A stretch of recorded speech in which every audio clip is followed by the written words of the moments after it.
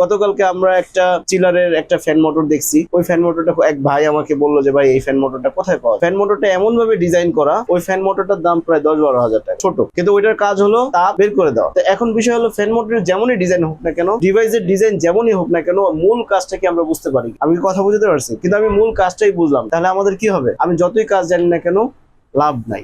একটা দুই রকম কাজ শেখা হয়। একটা হলো আমি সনাতন পদ্ধতিতে কাজ শেখা।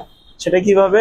যে আমি একটা ওস্তাদের সাথে কাজে গেলাম, দেখলাম, কিন্তু আসলে প্রকৃতপক্ষে আমি দেখলাম কম্প্রেসার নষ্ট, চেঞ্জ করে, কিন্তু কম্প্রেসারটা কেন নষ্ট হয়েছে সেটা কিন্তু আমরা জানি। কিন্তু আমরা যদি অভ্যন্তরীণে পড়াশোনা করি, কাজ শিখি, তাহলে আমার কম্প্রেসার কেন নষ্ট হয়েছে আমাকে কারো কাছে জানা লাগবে না, আমি নিজে এটাকে বের করতে পারবো ইনশাল্লাহ, তাই না? তাহলে মূল বিষয়টা আমি বুঝি কিনা। তাহলে আমার এটার ডিজাইন, আউটডোরের ডিজাইন যেমনই হোক না কেন, আমরা বড় এসি দেখছি না আউটডোর, এই যে গতকালকে তুমি গেছিলে না, আউটডোরে ফ্যান মোটর কয়টা ছিল? দুইটা। কন্ডেন্সার বড়, তাহলে তাপ বেশি, তাহলে তাপ বের করতে হবে বেশি। কথা কি আমি বুঝতে পারলাম? তাহলে আলটিমেটলি তাপ যদি বেশি বের করতে হয়, তাহলে ফ্যান মোটর বেশি লাগবে, এর শক্তিও বেশি লাগবে, রাইট? তাহলে এই কন্ডেন্সারটা, এই আউটডোর ইউনিটের যে টিউব গুলো দেখতেছি, এগুলোর নাম কি? কন্ডেন্সার। এই কন্ডেন্সারের এই যে টিনের মতো দেখা যায় না, অ্যালুমিনিয়ামের টিনের মতো দেখা যায় না, এগুলাকে বলা হয় ফিন্স।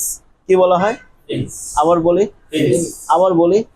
আবারও বলি, মুখে বলতে হবে। যত বেশি বলবো তত বেশি আমাদের ব্রেনে থাকবে। আমাদের ব্রেন কোনো কিছু সহজে নিতে চায় না, মানে কঠিন জিনিসগুলোকে সহজে নিতে চায় না, সহজ জিনিসটাকে সহজে নিতে চায়। একটা কাজ শেখা আসলে কখনো সহজ ব্যাপার না, এটা অবশ্যই অনেক কষ্টসাধ্য বিষয়। তাহলে এই ফেজ গুলো কি করছে? সে তাপ অপসারণ করতে সহায়তা করতেছে। মূলত তাপ উৎপন্ন হচ্ছে কোথায়? টিউবের ভিতরে।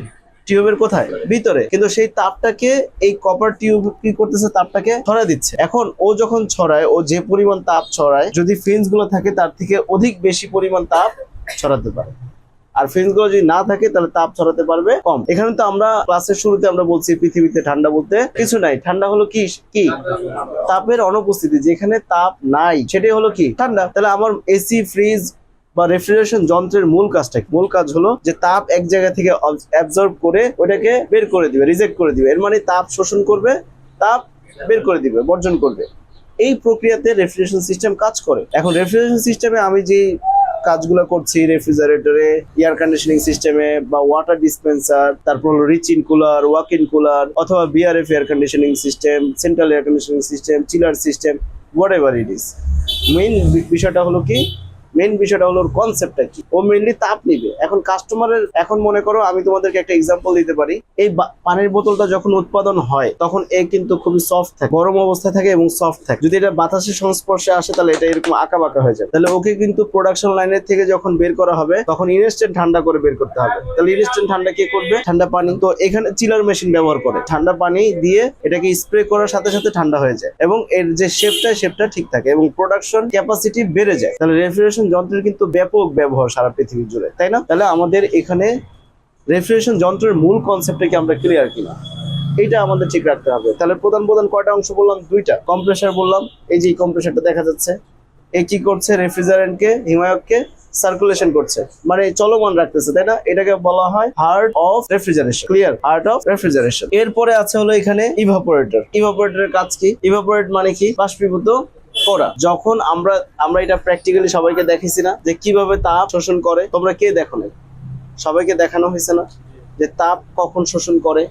তো যখন ইভাপোরেশন কালে মানে বাষ্পায়ন কালে যখন বাষ্পটা হয়, ওই সময় এই ইভাপোরেটর কি করে? তাপ শোষণ করে। তাপ কি করে? শোষণ করে। ও কি করে? তাপ বর্জন করে। তাহলে এইটা আমি যেই কক্ষে রাখবো ওইখানে তাপ নিয়ে নিবে, আর যেখানে আমি বের করব সেটা কি করবে? বর্জন করবে। তাহলে আমাদের দেখা যাচ্ছে যে তাপ এখান থেকে শোষণ করতেছে, এখান থেকে বর্জন করতেছে, তাপ শোষণ করতেছে, বর্জন করতেছে। এখন আমাদের কন্ট্রোল ডিভাইসটা আছে এখানে, এই যে ছোট্ট একটা ক্যাপিলারি টিউব আছে, চিকন দেখা যায় কি? এই ক্যাপিলারি টিউবটা হলো কি? Control device. কন্ট্রোল ডিভাইসের কাজ কি? কন্ডেন্সার এবং ইভাপোরেটর দুইয়ের চাপের পার্থক্য বজায় রাখে। একটা হাই প্রেসার থাকে, একটা লো প্রেসার। এই দুইটাকে নিয়ন্ত্রণ করে কে? Control device. কন্ট্রোল ডিভাইস দুই রকম হতে পারে। একটা হলো একটা হলো এক্সপানশন বাল্ব, আর একটা হলো কি? Capillary tube.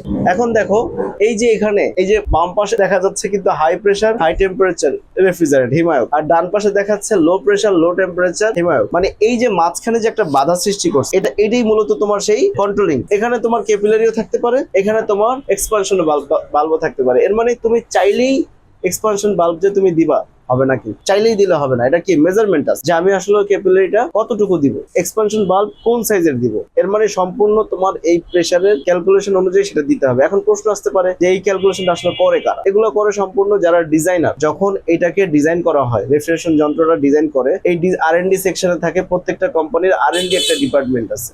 R&D ডিপার্টমেন্টের মূল কাজ হলো যে ওরা গবেষণা করবে, রিসার্চ এন্ড ডেভেলপমেন্ট করবে, যে আমি এরকম একটা কাস্টমারের জন্য একটা প্রোডাক্ট তৈরি করতে চাই, সেই প্রোডাক্টের টেম্পারেচার থাকবে এত, তাহলে সেই টেম্পারেচার যদি আমি করতে চাই তাহলে তার কম্প্রেসার সাইজ হবে এত, তার কন্ডেন্সার ইউনিট হবে এত, এবং তার কন্ট্রোল ডিভাইসটা হবে এই সাইজের, ইভাপোরেটর সাইজ হবে এতটুকু। কথা কি আমি বুঝতে পারছি? তাহলে মূল ব্যাপারটা কি দাঁড়ালো, যে আমার এখানে সম্পূর্ণ ডিপেন্ড করবে, এই ডিজাইনটা কোনো টেকনিশিয়ানরা মূলত করে না বা করতে পারে না। ঠিক আছে, কেন করতে পারে না? তার কারণ এগুলো পড়াশোনা করে তারপর তোমাকে করতে হবে। কথা কি বুঝতে পারছি? আর এটা আমাদের খুব দরকারও হয় না। যখন আমরা রিপেয়ারিং কাজ শিখি, আমাদের মেজারমেন্টের দরকার হয় না। আমরা দেখলাম যে এখানে একটা টিউব আছে 1/4 সাইজ, এই 1/4 সাইজের তুমি টিউব কিনে এখানে লাগিয়ে দিবা। ক্যাপিলারি দেখলাম এখানে 60 সাইজের একটা ক্যাপিলারি আছে, 60 মিলিমিটার একটা ক্যাপিলারি আছে, তুমি কি করলা? ওইটাকে বের করলা। হ্যাঁ, লেখা থাকবে না। এগুলো সাইজ বের করাই তো তোমাদের মানে যারা টেকনিশিয়ান আছে তাদের কাজ। We are from